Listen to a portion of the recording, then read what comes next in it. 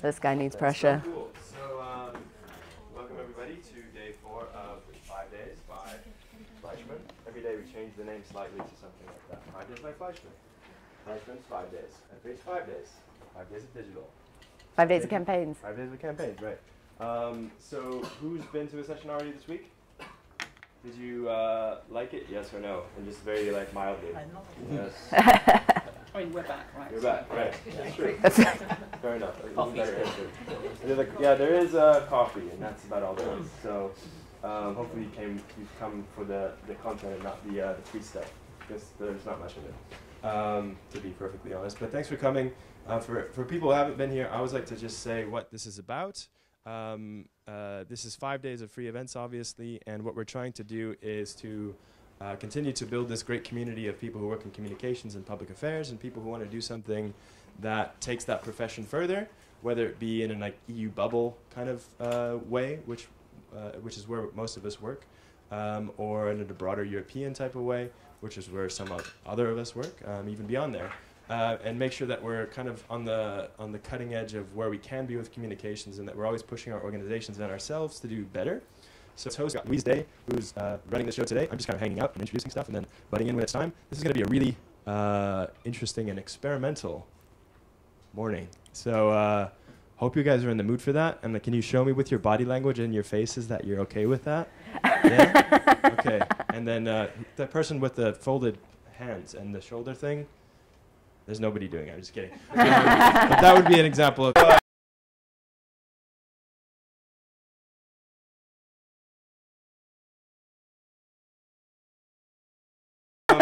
Perfect. So with that, I'm going to set this down and kick it over to Louise. Yeah. So happy International Women's Day, everybody. Yeah. Gals and guys. Cool.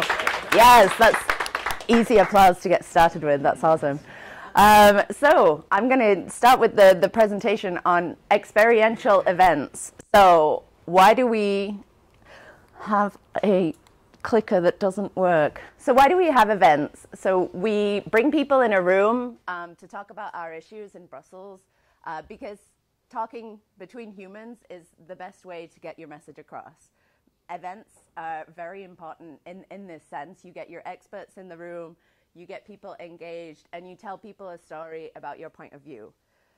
And now we're living in an age where tech is taking over our lives, and it means that we're constantly looking for entertainment, and we're constantly expecting an even better, more tailored experience, be it in the digital world or in the real world.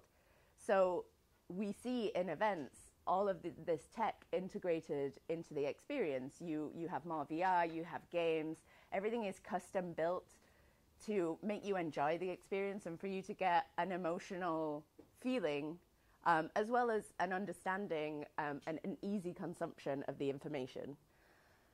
And we're here today to talk a little bit more about the fact that it's not all about the tech. The most important thing about all of these events is making sure that you build a good story. So giving somebody an experience is not so much about spending money, although it's great if you do have money, but it's about the creative process that goes into it and the story that you're able to tell, because your event is only as good as the message that you've put together. So this event would be super boring if I just did it exactly how everybody else has done it already this week. So we're going to do something a little bit different. We're going to put your problems, which you all came in with, I know you all have problems, on these pieces of paper, the problems that we all face in Brussels all the time. Some of these imaginary, some of them real, I'm sure. And we're going to put them through the filter of improvisation. So I'm going to invite two very special guests onto the kind of stage, Pier Paolo and David, who are going to help me. Thank you. Yeah. Yes. Spontaneous. We're going to do two things for you to kick off the session. So first of all, we're going to tell you a story.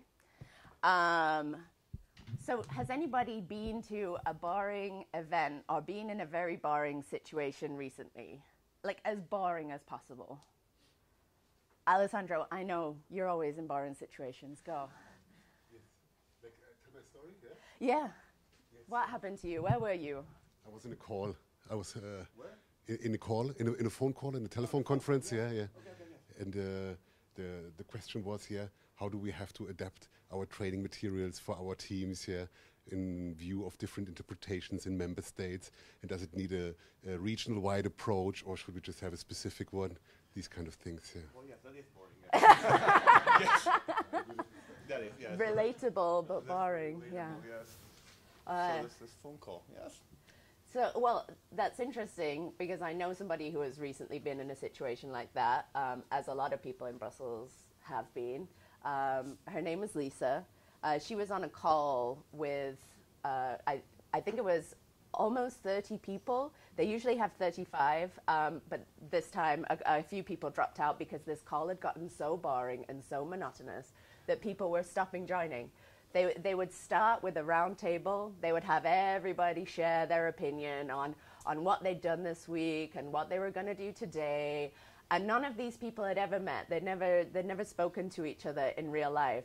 So there was no connection between these people. Until something happened. So there was this very big table, and everyone was talking about their problems and stuff. And suddenly she realized that there was this one girl that was looking at her. Like interested, and she was not even listening to what was going on around her. She was just looking at her. And then she wrote a note on a piece of paper, and she passed it across the table to her like throwing it. So she took the, oh thank you, I have to speak in here? Yeah, okay.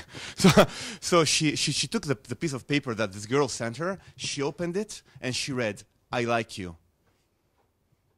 So she looked at her, and she liked her as well.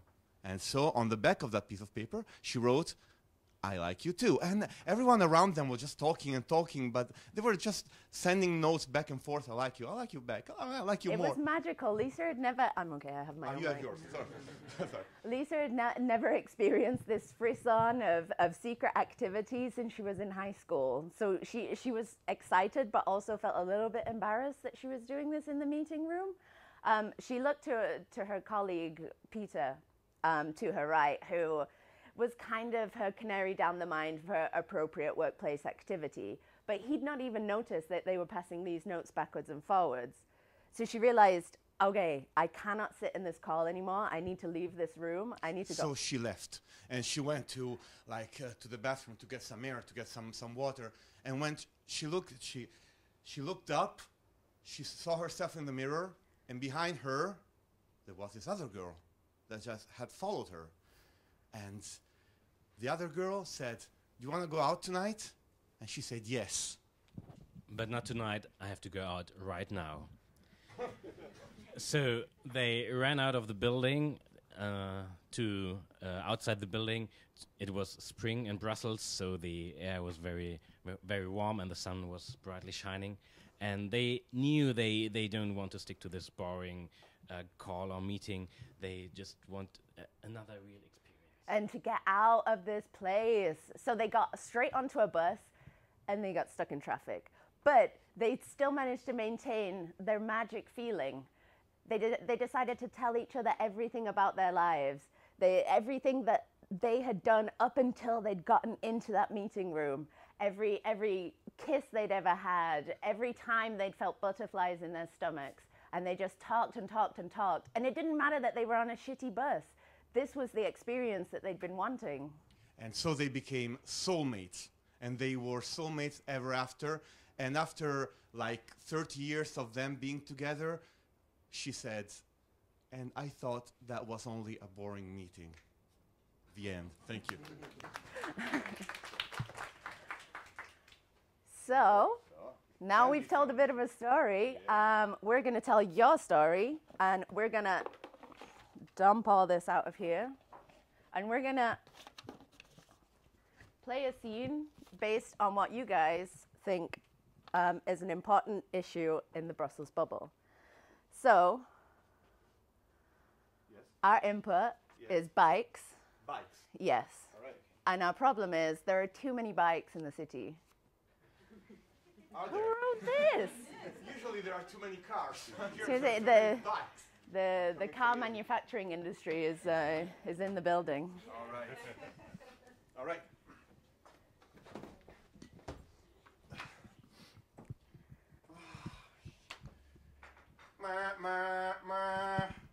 Come on, move, you bike! Ugh, I hate you. Come on, move. Move your car. I would like to. There are. Yes, I would love to move my car. You know what? So it's raining again. So all the bikes come out like, you know. Yeah.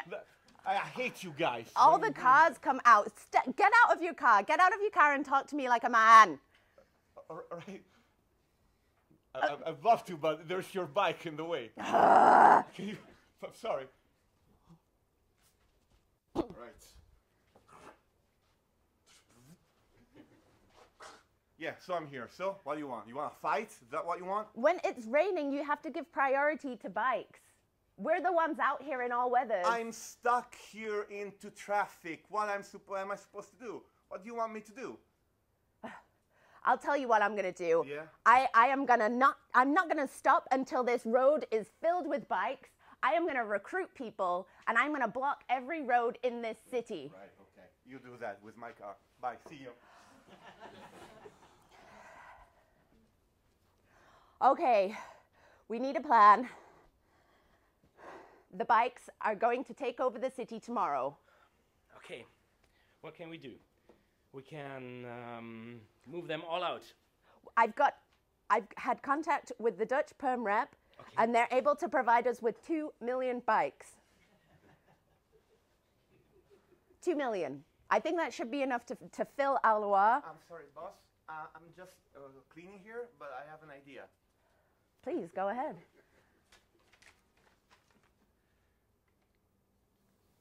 Where are you from? That's important for me to tell you my idea.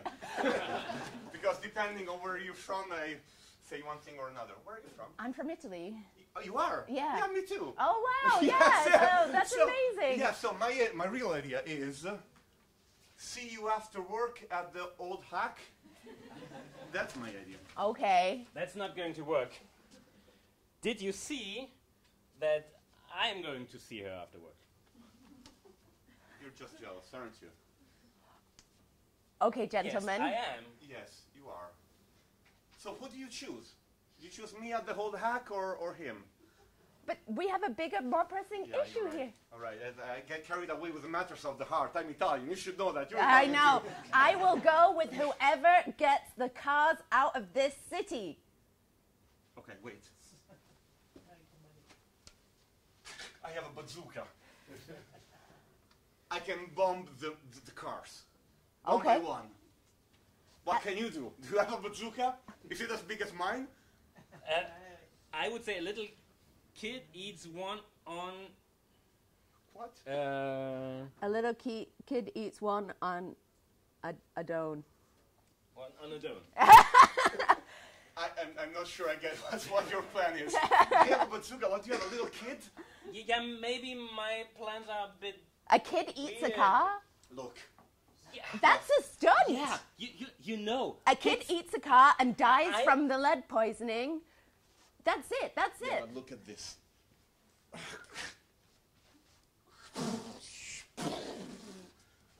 I can do this for all the cars here. I don't Where think you- we're going to win many friends by blowing cars up. Oh, we wanted to win friends. Oh, sorry, I didn't get that. But, so we're... Okay, we're gonna win friends killing kids. Okay, I get that. Yeah, exactly. Yeah. People are going to be so shocked, Right. and I hear that most car companies are already kind of painted as the bad guys. All right, then I give up. I go back to my cleaning job. I'll forget about you. No! Yes, I will. And about the cars and everything. I'm sorry. You can have her. This wasn't how I saw this playing out. Yeah, that's what I said in the Brussels bubble. Okay. We're going to get the kid. We're going to get the car. And I think we've met before.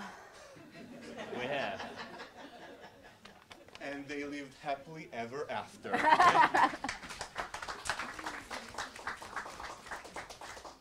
All right, cool. Fun's over. So now for the bar and stuff. So I think what you saw there, besides from a really awesome improv show, thanks again to the crew here, clapping if you went. is what you've done is taken just a lot of input, a lot of stories that you would hear kind of circulating the bubble, either like in a social space or even in a political space. I know there's some political ones hiding in there, like Carol's whiskey crisis, right? So all these problems that are coming up, and then finding some other way to bringing them out into the open here, or having some kind of a moment for people to think about that. And what we didn't do, what you guys didn't do, is write them down on a piece of paper and just say, here's what you need to know, right? You didn't make an infographic. You didn't do a position paper. You actually found a way to make sure that those messages could come out in a way that was entertaining and fun and left people thinking, I didn't really expect that, and now I'm less likely to remember that time. To forget that time, I went to a consultancy and actually saw an improv show about experiences. So an experience about experiences was the idea there. So hopefully you got that, right? I think These guys are available for hire. So I think. I had this experience many Okay. years ago. But can I just say, I love when Carol comes. Many years ago, our colleagues from the NGO who loves our products, actually they had two guys coming and big puppets of the size of human, and the event was regularly cut with some puppet show using our key messages and making fun about them. So, and I still remember that was many years ago. So yeah, it's certainly a way Very to get your cool. message across. You guys do puppetry? Or? We actually have. Well, puppets with our own bodies. Rhetorical question. Thank you. Yeah. I've done for a while. Cool. Great. So we'll carry on with the more analog part of this. Well, that was pretty analog. So this slide is basically to introduce the whole concept of experiences, because a lot of people, a lot of the feeling around Brussels and elsewhere is that digital is making people super passive, and it's making people less interested in topics. But this whole presentation is to show that people aren't less interested, they just have higher standards when it comes to being engaged. And so all of these tools and everything that we will talk about in the course of the presentation is all about how we can just tell our story in a slightly more engaging way. So to start off, this should be a video if it plays. That's actually a marketing stunt that was run in Arlanda Airport, and the key message was to show people that being connected across the world is a good thing. But the way that they did it was For 200 euros, you can travel pretty much to any place on Earth in just a matter of hours.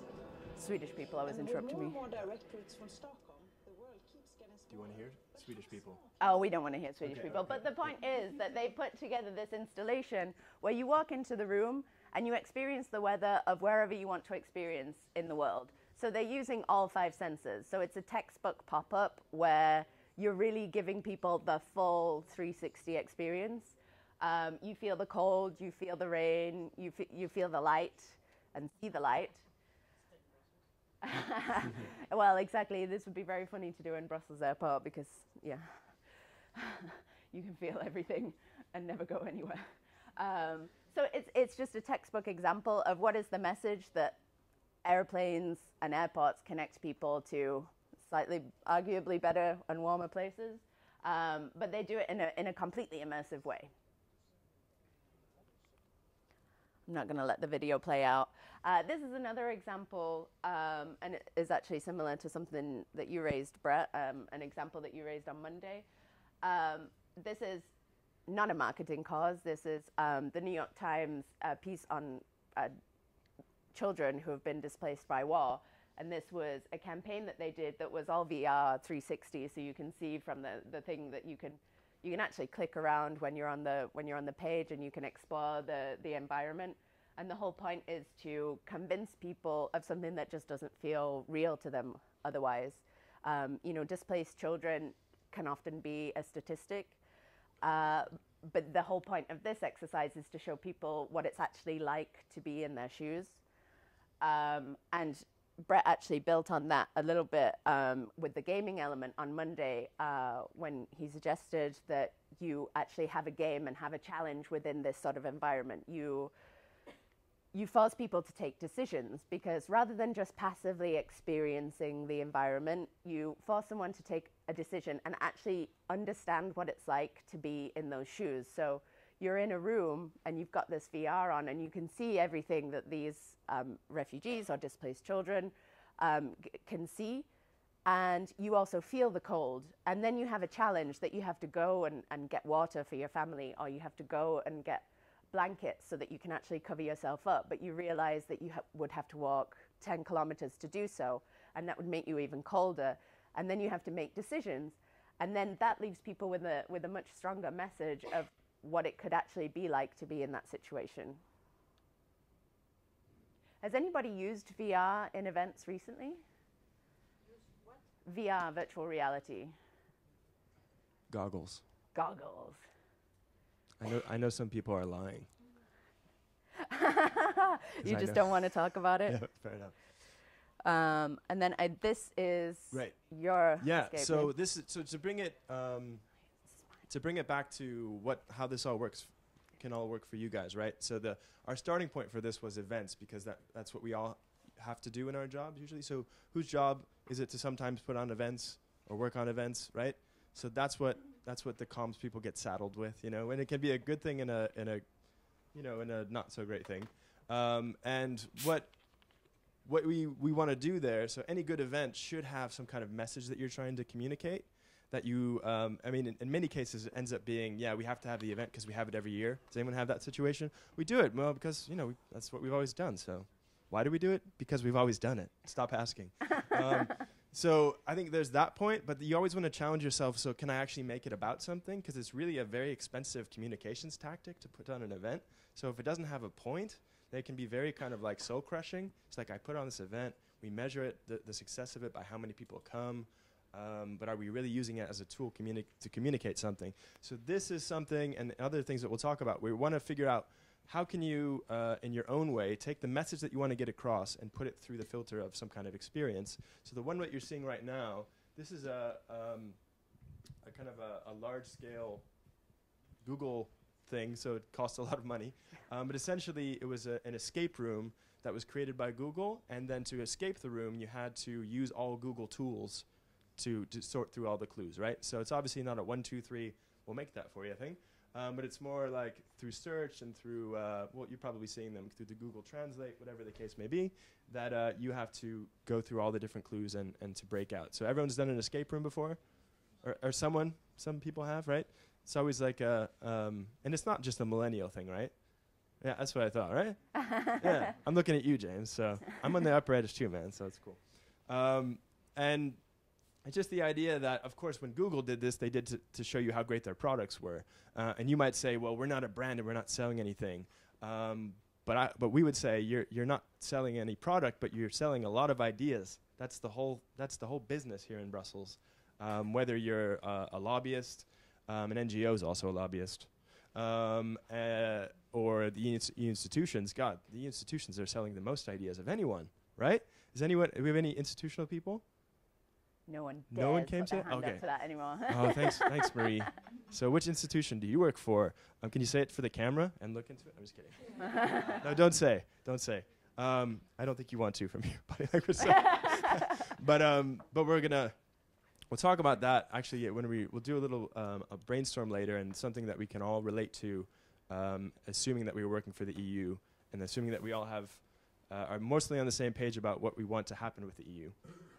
Without getting into that discussion, right? So what do we got up next? We've got the Tuborg. Cool, and this is especially for Carol. Yeah. Carol works for Spirits Europe.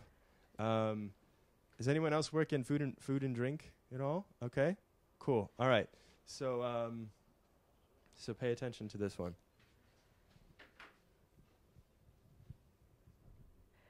The sound is not great, but that's okay because you have live sound here. It is.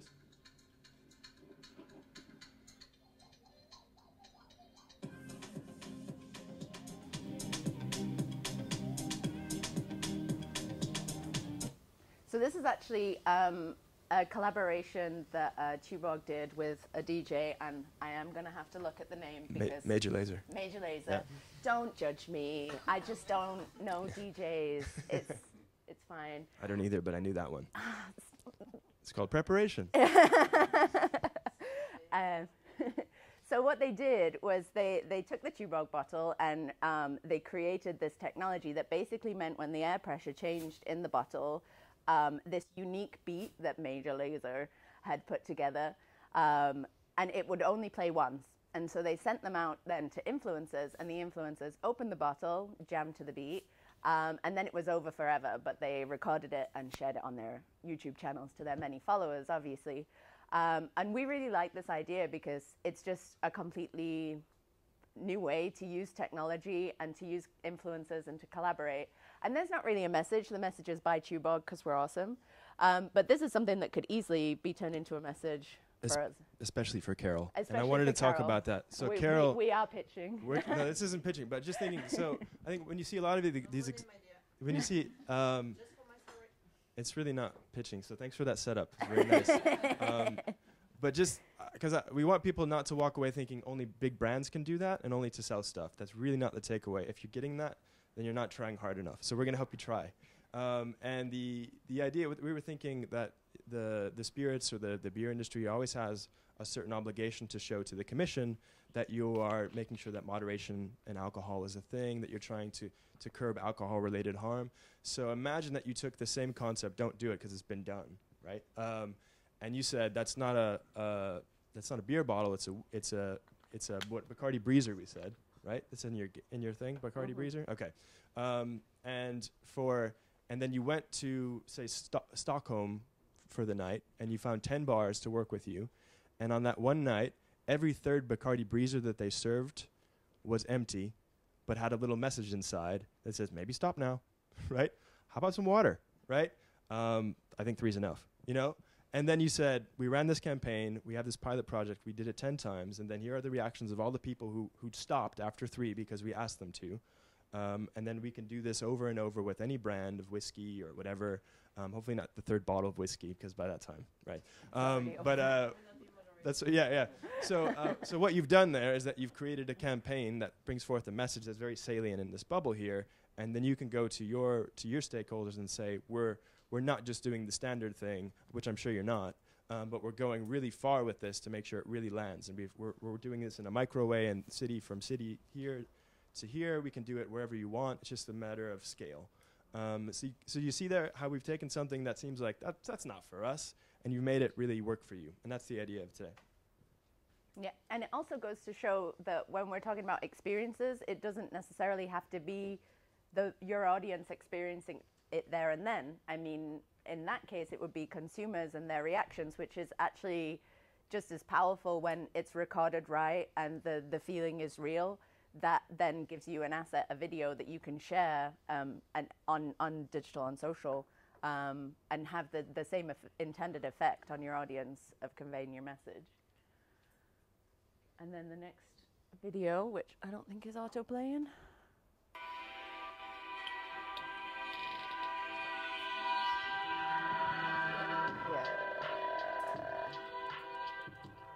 Got it. So this is actually a little bit closer to home. Some of you may have already seen it actually. It is a glass wall outside the MoMu in Antwerp, the fashion museum. So the fashion museum had gigabytes and gigabytes worth of information about their collections. They had pictures, they had information, they had details, the designers, and they just did nothing with it because they would have a collection for, say, 3 months or a year, and then they would ship it off to the next museum, and then it was kind of over. But they kept really good records of everything that they did. And so they wanted a way to allow people to experience it without even having to go to the museum. So they built this interactive wall, which you can go and see. It's outside the museum. And it's really amazing the way that it works, because you essentially go and you play with the different things that come up on the wall, as you can see here. You click on it, and then associated with it are keywords, years, designers, and then you click on one of those, and it will show you even more bubbles of related content. And it basically takes you on a museum experience of all of the clothes and all of the items that the museum's ever had in its collections, which for me is just mind-blowing use of digital to allow people to just get involved and get engaged on a scale that they couldn't do in real life, because there's no way a museum could hold all of these items.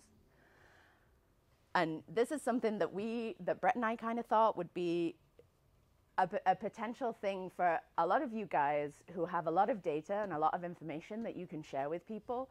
This is perhaps not the cheapest, but definitely an accessible way for you to share that information with your audiences in Brussels. Yeah, and I would say that that scale is pretty ambitious to take your whole backlog of whatever, right? Yeah, it was a big project. Yeah, the more simple execution is that you've got data about one very specific message, and you want to visualize that data, and you say we want to make 1 point with that. We're going to use over the course of a year, we're going to say, okay, at our event in quarter one,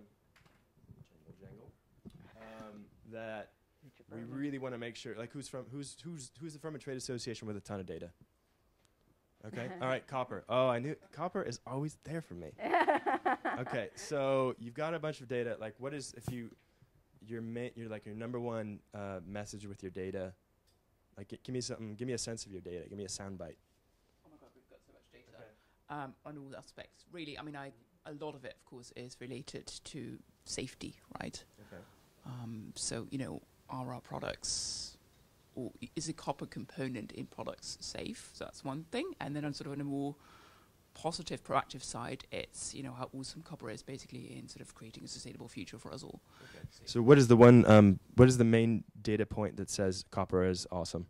Well, the conductivity, I guess. Connectivity, so it can, what do you mean exactly by that? By using copper, you can increase performance of a given product. Okay. So could you, for example, in something like that, what is a product that can be connected with copper, for example? A windmill? A windmill? Okay. What? A what?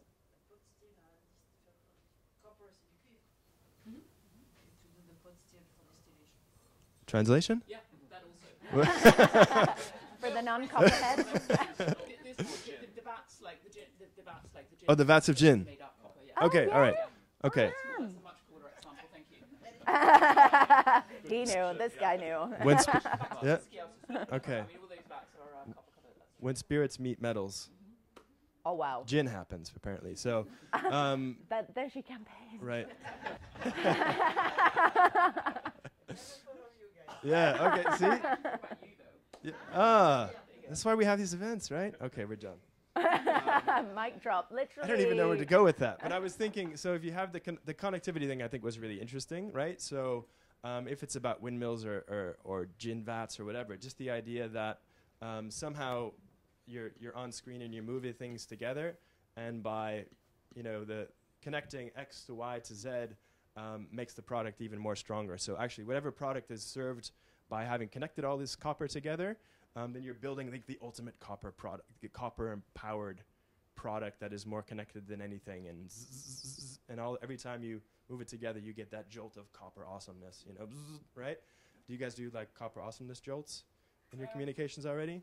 We're also doing aspects of that, but I can certainly see for us something like that would be really cool. Because Okay. there's a ton of data out there, and it's difficult to.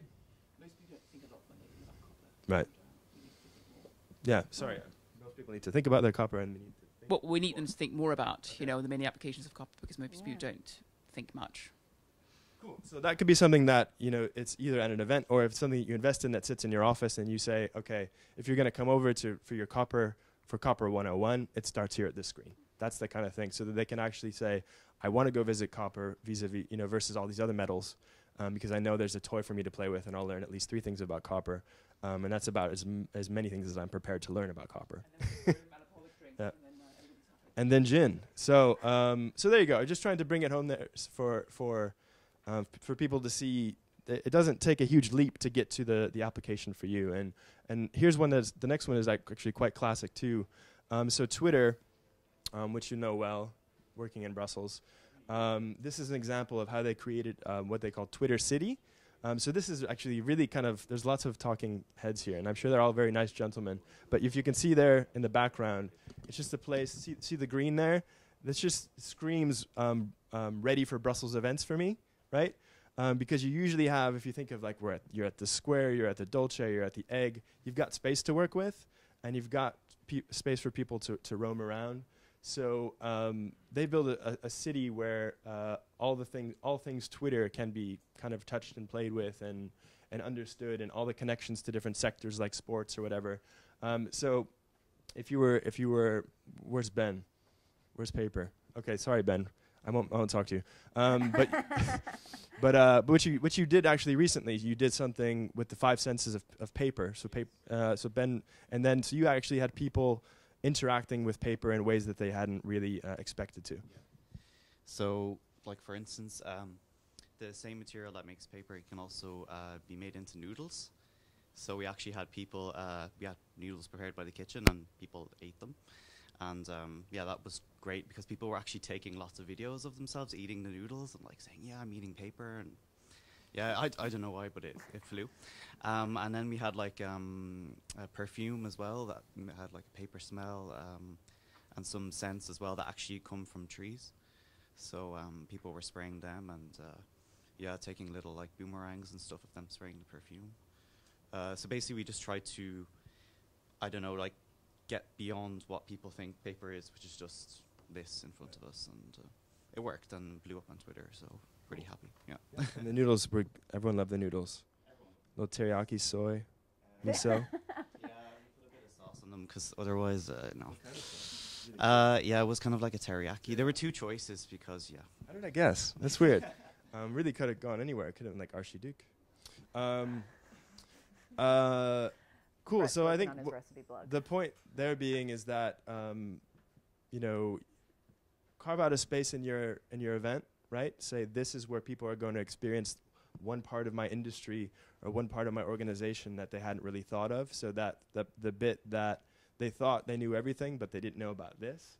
And just give yourself like 3 square meters or something, and say, go sit down on a couch and then read a book about copper, and actually look forward to the TV and see that there's a bunch of copper wiring or whatever the case may be. I don't really know that much about copper, but imagine like that you sat down and you just thought you were in a living room, and then suddenly somehow everything went away except the copper, and then you could just see what was there, and you're like, oh my god, imagine that it was used to build the couch or something. It could be, right? Expensive, I don't know. And then you look down, you say, okay, it's actually, I see that it's all around me, right? So something simple like that, and that's like a 2-second experience to say that copper is everywhere. And every industry association is always saying that you can't live without us, right? If you don't have us, or if our industry gets this, this treatment with regulation, then the world will end. You guys ever tried that tactic? Yeah? You have, come on, right? And just think about how that kind of thing could work for you. So kind of a fairly, a small leap from a traditional event to something that adds just a little extra. Yeah, so then we're moving on to the AR and VR section of the event, which and how to build these actual experiences. Because the thing is, although no one in this room wants to admit that they've done VR or AR, although I'm inclined to believe you, but okay. 360 video you've done. Someone's done 360 video. But you've been to an event that's had VR or AR, right? Yeah, exactly. Okay. And what was the event like? Augmented reality. Augmented reality. It's just giving up already? No, I wonder. I'd like to have a real answer to that question because it's not to me. Apart from a TEDx experience 2-3 years ago, no, I'd never been to an event with AR or VR. AR is pretty next level. That's not actually, I don't think I've been to an event with AR in Brussels. But the difference is essentially what you would have is, so say for example, you're in your exhibition space in the European Parliament and you have your VR set and you have somebody puts it on and then all of a sudden something appears in front of them, say it's some sort of monster of the future, or some scientist that is going to explain to them something else, and then everybody else can see within this reality. So within the exhibition space, there is this imaginary person who can then interact with, say, the MEP and answer their questions or ask them questions. And then you can see that you've already built something up that is completely different. That's what we would like to see anyway. Yeah, but this is one per person. Yeah, so you would have screens. You would have screens behind them, so everybody else could see this. So in real life, the person's just interacting with an invisible object, which is hilarious. But you can see in the screens behind them what they're seeing. Ah, come on. Yeah. So the most fun is to watch the person who is actually just moving around. No. I think the example of that, we haven't used it, but I know McDonald's have, for example, to interact with external stakeholders. So forget consumers here, but for our lovely stakeholders, let's call them that, here, I know others, and the one I know, the only one I know of is McDonald's who've done that. Not, I don't think it's here in Brussels even, in the UK, but yeah, it'd be fascinating as a tool.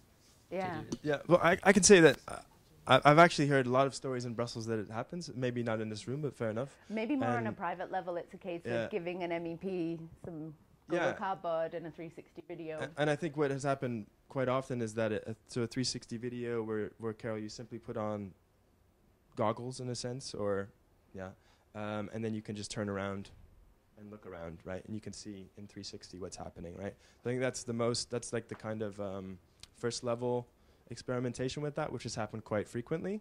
And I think the point we're trying to make is that if you haven't seen it yet, then you'll see more and more of that, because it's kind of the entry-level bit into that world, which is great, and experiment with that.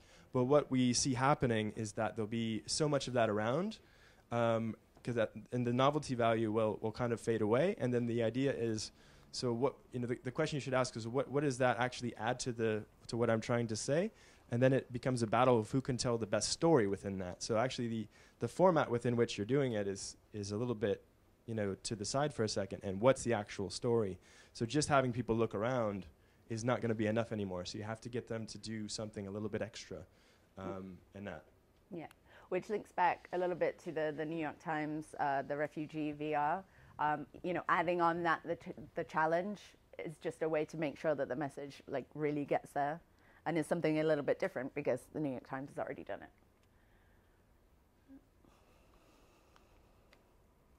This is just a little bit more about VR. So what should be the focus when you're trying to build an experience? We've worked with user experience and user journey experts on various projects, and everything that they do, it's a long plan, and every touch point from when the visitor walks past whatever it is that you're putting on, be it an event, be it an installation, a pop-up, even a VR, every touch point is accounted for, and you register what the person sees, what they hear, what they feel, what they smell, and what they can touch. And all of that is adding to this experience of what is the message that they're eventually going to come away with. And that brings us back to the original point, which is that the experience is actually only as good as the message itself. So if you want to put on an experience, say a Google escape room, and actually the only message is, Google is everywhere and you can't escape us. It's okay. I, for one, accept our Google overlords. Then, what is the actual message? What do you want policymakers to leave with? Oh, well, it facilitates your life. We can't do anything without that. So then every element of that escape room needs to prove that point. So we're going to take it out of policymaker audience for a second. We're going to take it to a broader audience, so a general EU audience, right? So I'm going to need a volunteer who's going to give me good body language and lots of talking, right? And so just you don't have to volunteer yet, but just think about it while I'm talking about if you want to do this, because I hope you will. Otherwise, I'll choose people I know. So I know a lot of you. Apollo can pretend to be. Yeah. Well, I need you guys for something else. So so you work for an EU institution, right? Say that you're the European Commission. there's been some news about people not really believing in Europe or what the point of it is. Something happened with a vote or something. There are negotiations about something. But essentially, the legitimacy of the EU is in question, right? There's a democratic deficit. You guys remember that from European Studies class? Democratic deficit? We've been talking about it since the beginning of that field of study. And it's your job to let European citizens experience why Europe works for them, right? You need to show them what's happening here and why that's good, right? So here's what you can't do. You can't take the tack of, you guys ever heard this? Oh, those people are idiots. If only they understood how good a thing this is, backwoods, whatever, then they would just understand. They just need to know that it is democratically elected and right? You guys ever had those discussions? If only they knew, right? Yeah. So my country. Let's just assume that you've passed that now, because you realize that if only they knew is not communications. It's more of a rant that you would have in your office. So you need to have them experience why what's happening here in Brussels works for them. So who's gonna build an experience on the spot with me, which will be acted out by our improvisers? Yeah, yeah, surprise. Yeah. He thought he was done for the day. Yeah. Who's gonna do this with me? Guys, come with. All right. Yeah. Thank God, James. Do you want to stand up? All right. Thank you so much. Hi, I'm Brett Kobe. Hiya. Oh, nice to meet you, James. Yeah. Thank you for volunteering to do this. So you are the EU, and you want people to experience why the EU is great, right? So imagine, I'll give you, you've brought them in. So they're sitting actually, you got them somehow to a warehouse, right? They're totally cool with it, right? Not right. So you bring them in this warehouse, and then thinking about their experience from their mind, right? What they're seeing. So James walks into a warehouse, and James sees. What is the first thing that? So James is also the person who's giving the experience, and also you. Sorry. So you walk into a warehouse. This is the EU experience. What's the first thing that James, the user, sees? It's going to be a warehouse full of food. Okay. It's going to be full of a lot of Italian food. Okay. Quite topical at the moment. All right. And thinking of the EU. Yeah. Okay. And don't take that obvious UK thing that you were trying to go down. I didn't. Nothing obvious about that. And the experience of how the EU has built sort of economies and value and experiences of food. Okay. So you take the Italian example, it's got Parma ham, mozzarella. Okay. Go a bit further afield, it's got great Spanish cheese. Okay. Let's go for the cheese thing. All right. Manchego. So they walk into this warehouse, and it's a cheese warehouse, and a ham warehouse. Yeah, why not? Okay, Yeah, they go well together, so and maybe a bit of wine as well. Throw that in. So they walk in, they see all this stuff, and it's in boxes, or Yeah. Or is it presented? Maybe a bit of both. Okay, so they walk in. There's some boxes to one side, and then there's like a nicely prepared plate for them. Yeah, when they put their VR thing on, they'll Okay, see so all of this. They're putting on the VR. Okay. So it's not real food. Yeah. All right. So they walk in, and they're probably immediately tempted to go eat some ham. Yeah. Okay. So they walk in, and they. I love the way you're leading questions. Yeah. Makes it really easy. Okay, so what happens when they eat the ham? What happens? Well, it's really tasty, and they enjoy it, and they experience the tastes of Europe, and how Europe has built that to help them. It's like bringing the whole of Europe together. Yeah. Okay, so I've walked in. Yeah. Okay. So I've walked in. I've eaten my ham. I think this is, this is very yummy ham. I heard it's from Europe, but I've also had really great Japanese ham. So I'm not really sure what's so good about this European ham. And you still don't have my vote. Yeah. Yeah, that Japanese stuff's really expensive. No, I think it just shows how we've as yes. She's key messaging you over there. Maybe save the proof points for after. I suppose the proof points. Europe has been able to create and achieve that not others have copied. So something like Parma ham or cheese, technical speak, BDOs, PGIs. If anybody knows that kind of thing. I don't. Okay. It's a system in Europe, technical boring bit, just asterisks, where we can make sure people, like champagne, so the Americans don't make champagne, they make sparkling wine. So Europe has created that, so the value of the industry and the importance, the uniqueness, and we can export that out so in terms of export value, business value, as well as we can build it in Europe in terms of the experience for Europeans. Okay, how about this? So how about I walk into the warehouse. I walk into the warehouse, right? I'm like, I see some ham, right? I like ham because I'm a meat eater. You've selected me on the basis of my meat preferences, right? So I sit down at the one sole table in this warehouse. I see all these beautiful ham boxes, DOP, AOP, everywhere, right? I sit down. I put on my VR goggles because they're hanging there, fine. I see the beautiful plate of ham. I eat one slice, right? And then it pops up on the screen that I've just eaten this ham, right? And then, if there's more ham, so I eat another slice, right? And then it pops up on the screen again, but then I see the trail of wealth being created from the ham that I'm eating, right? And suddenly I'm eating all this ham, and I'm seeing wealth created across a map of Europe. So Italy starts to grow in wealth and GDP or whatever the case is. But then someone has just brought me in some other ham, and this is actually, it's not ham, it's French cheese, right? And I start to eat this French cheese, and then I see that with every bite I take, France is lighting up.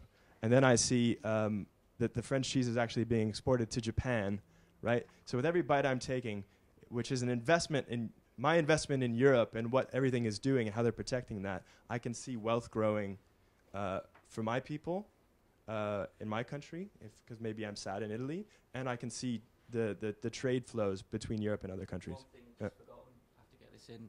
There was some Rice Krispies next to that. And the Rice Krispie squares. So then we could trace Rice Krispie squares all over the place. So Kellogg's, everybody. So James Eade of Kellogg's. Are Rice Krispies protected? Right. No? I thought it was maybe a British culture thing. For example, that's an interesting thing. Not a lot of people know that EU is a big producer of rice. Yeah, exactly. So do you want to talk about the EU rice experience? Yes, I do actually. It's very interesting. Well, talk about your risotto. And risotto? 21 minutes, always stirring. But Italian rice, right? But if you are doing paella, it needs to be Spanish rice. Okay. Or if you are doing exactly, and if you are doing a French dish with rice, you need to use the French one, but you don't know, and you would maybe use a Thai or a basmati, and that just won't work. That won't work. Okay. Yeah. So it's a tale of trial and error and failure with foreign rice. Yeah, you need and rice. Only Arborio will make it as creamy as I need it. We'll make a risotto. Okay. So it's a European risotto experience that leaves you understanding that Europe is a rice place, even if it's not covered in rice patties with people with. It's like rice on your plate. Yeah. Then the different ones, the EU rice. All right. So I think, are we getting to, you guys get where we're going here? Right? So anybody can do this stuff. It doesn't have to be massive. It doesn't have to even be technologically driven at all. It can be a performance. It can be and I think it can be, a street busker or whatever who's going to sing your song. It's just something that gives your audience this opportunity to not be shouted at, because we're shouting at people all the time here. And we're always concerned. Okay, quick anecdote, and then I think we're pretty much almost there, right? Yeah. But just, is anyone, the TripAdvisor hack? Anyone hear the guy who got his restaurant to the top of TripAdvisor? Right? Okay. So, all right. So for Carol. So TripAdvisor, you know it? Okay. So what he did, he had a London, this guy who's actually worked for Vice Media in the end, which is a media outlet. And he had this basically it was a garage, a shed. He called it the shed at whatever. And he figured out he could game the system of TripAdvisor by getting people to really be excited about it and keep it very exclusive, but he never let anybody come to it. It was always fully booked. So eventually through this game, he got it to the top of TripAdvisor. Now what he was probably trying to show people is that TripAdvisor is nonsense, right? Fair enough. So that's mostly what the story was. But what he actually did, and you can go watch the Vice video, he actually opened it one day, and then he did create food, and he created like the whole ambiance of this restaurant. And the food was like, you know, out of a can. It was like crap, but it was done up very nicely, right? And then you can see the people, then they've just eaten this like really terrible meal because just like tins of nonsense, right? And they ask him, so did you like it? Like, oh my God, it was amazing, right? It was so good, right? And yeah, yeah. Vice is an American media. This thing took place in the U.S. London. Oh, okay, fair enough. I don't think this can happen in continental Europe. Okay. Yeah, so that's not really. Are you saying that the UK is not? Yeah, so it's a totally different point I'm trying to make. If you just give me a few more seconds. So what happened is that people were, you know, they weren't really there for the food. The food is one part of a restaurant, right? But it was the experience of sitting in the ambiance and having the wind blow and somebody play some music that had them, and the exclusivity of what had happened there, that they felt like this was an actual experience, right? So if you would ask people, what's the most important thing about a restaurant, they would say the food, right? Every time they would say the food.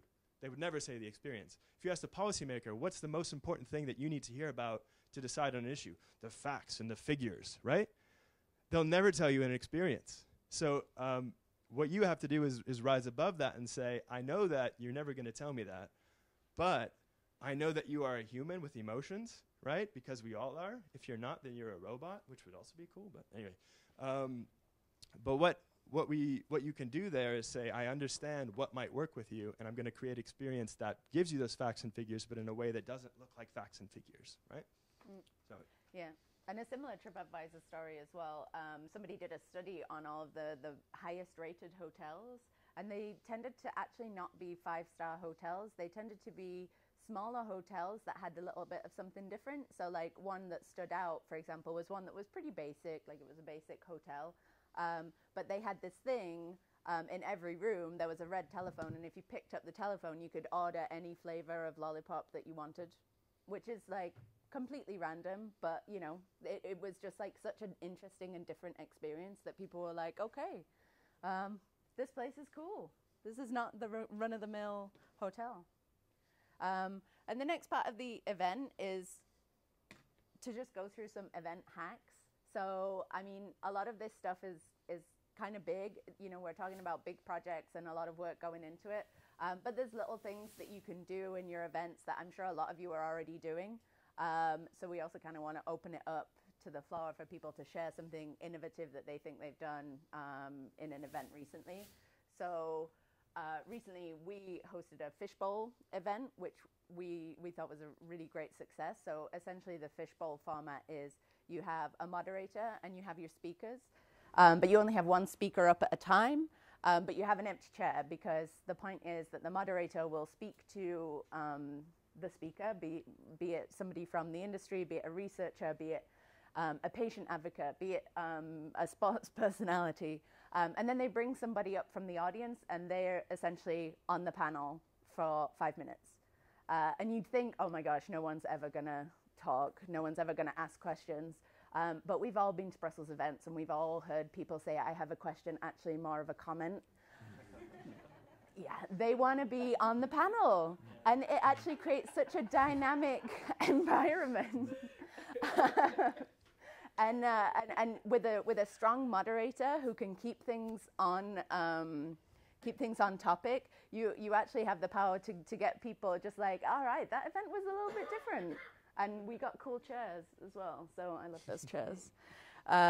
Another option for this, a little bit similar, if you say you have a panel event in the Parliament where you have a very strict room set up, You could, for example, have somebody doing a one-on-one interview. So instead of having one speaker speak one after the other, you could have somebody come in and, okay, we're actually going to have a conversation. You know, my head of R&D is going to speak to an advocate of a consumer association or somebody who actually uses the product, and we're going to talk about this issue in that way. We call it unlikely pairings. Is that what we're calling it? Yeah, just called it that. I like it. Better than one-on-one interviews, isn't it? Yeah. It's got a ring to it. Yeah, and linked to that is just getting influential speakers, getting people who actually use your products or who are influencers in that area. Advocates for change, and getting people a little bit less run-of-the-mill involved in the event and mixing them up with the people who are advocating for them in Brussels. And the other little tips and tricks, such as interactive apps like Slido. Has anybody used Slido? Yeah, it's kind of taken off. People like it. It just allows your audience to participate. And I have to say, the best in my list, live video. That's a good way. And inviting improv troops to participate in your events. Does anyone else have anything that they've seen or come across recently that they thought, okay, that event was a little bit different, other than this one, obviously? Shamelessly promote something one of our trade associations did, which I think fits into, didn't cost a lot of money and was a bit different. So we sort of constantly push our trade associations, in this case it was the European Snacks Association, to go and do something different. We don't want, reception, taste our snacks. So what we did is we did a snack giveaway on Place Lux outside Ralph's Bar. So, target audience, MEP assistants, this kind of thing. Everybody having a drink, have a snack, have a drink, nice pairing kind of thing. And then on top of that, we took it a bit further and did, in terms of, not just have a snack, great. So we did on iPads, we did a bit of a sort of quiz in terms of like, how much salt do you think we've taken out of snacks in the past 5 years? Or, I don't know, something like, I can't remember the exact question. So it was a bit more like that to get some messages across as well. So they got free chips, crisps, what have you, from all their members, including us, Pringles. Sorry, a bit more shameless promotion. So it didn't cost a lot of money, and it was quite nice to do as well. So yeah. Nice. You didn't. I thought you had your hand. Okay, come over here. Just come to you first and say sorry. I took part in that one, Ooh. and I remember the questions because they were very informative. So the experience, I'm telling you that I was part of it. But I think that 5 out of 5. But I think the great success is not just the interaction with the technology, but also the people that were coming in, inviting us, saying, "Do you want to know more about snacks? Let's see." And they were challenging you, and in a sort of trivia way, and that caught a lot of attention. So that was good.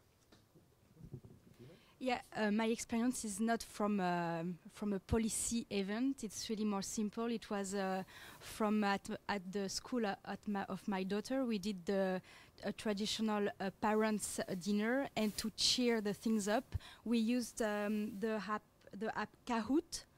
It's an app that helps you set up like little quiz games.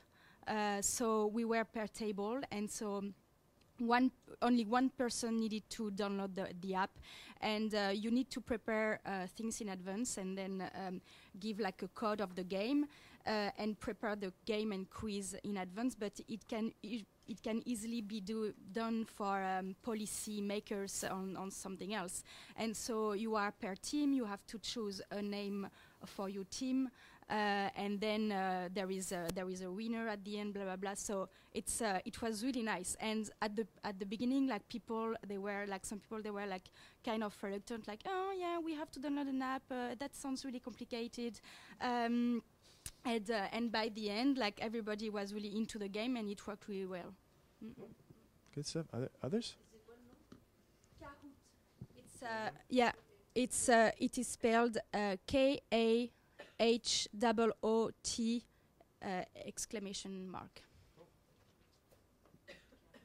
Anybody else? I had Yeah, to add. This is less experiential, but something which is kind of interesting when you're doing the live polling sort of thing with a panel, which like everyone does, is actually identifying that data and then passing that data to like your CRM afterwards. So for instance, we did CRM is? customer relationship management system or whatever. So like, or something like that, something like that. I just use acronyms and don't know what the actual thing is. CLAs. Yeah. But one way that we did this was at a drug launch thing. We did a panel which had was based on those live polling. So we got everyone to log into this thing, and then we're like, what do you think about what's your current knowledge level? And then it pops up on screen and everyone's like, oh, it seems like you have this certain knowledge level. But then all that information went back to the sales reps so that when they went to speak to those people later on, they knew that this specific person, this specific doctor, had this level of knowledge, had this level of sentiment towards the product, was this likely to prescribe this product. Especially if you're polling MEPs, yeah, good point. So the level of knowledge thing could work for anything, right? Yeah, exactly.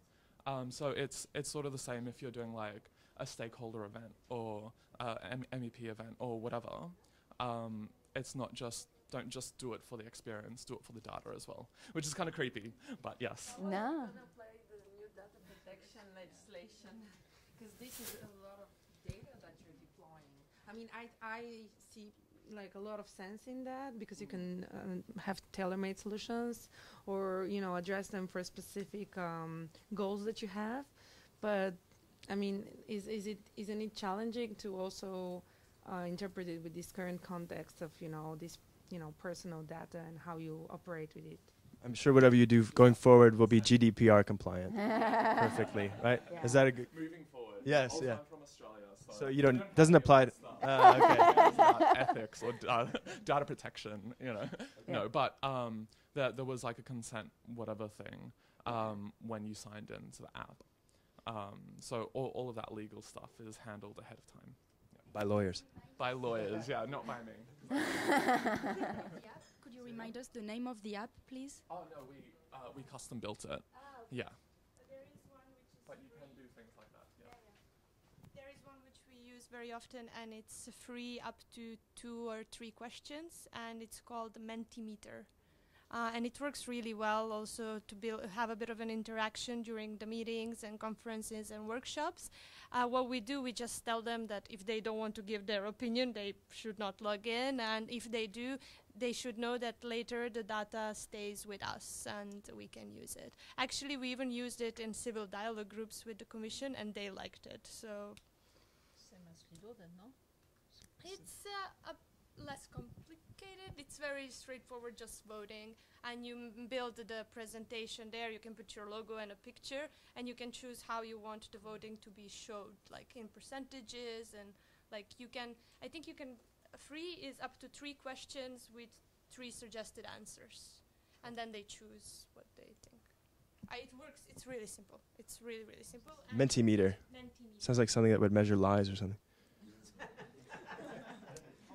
Yeah, right? Am I right? Okay. But it's not about that. It's not a lie detector app. But that would be a cool experience.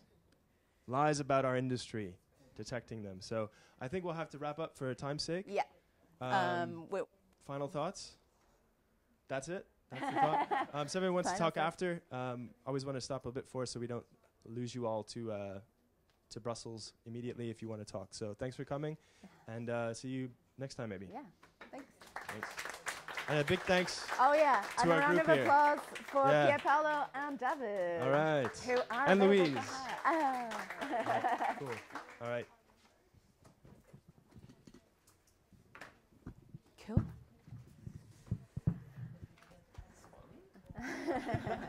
I tried to make it fun.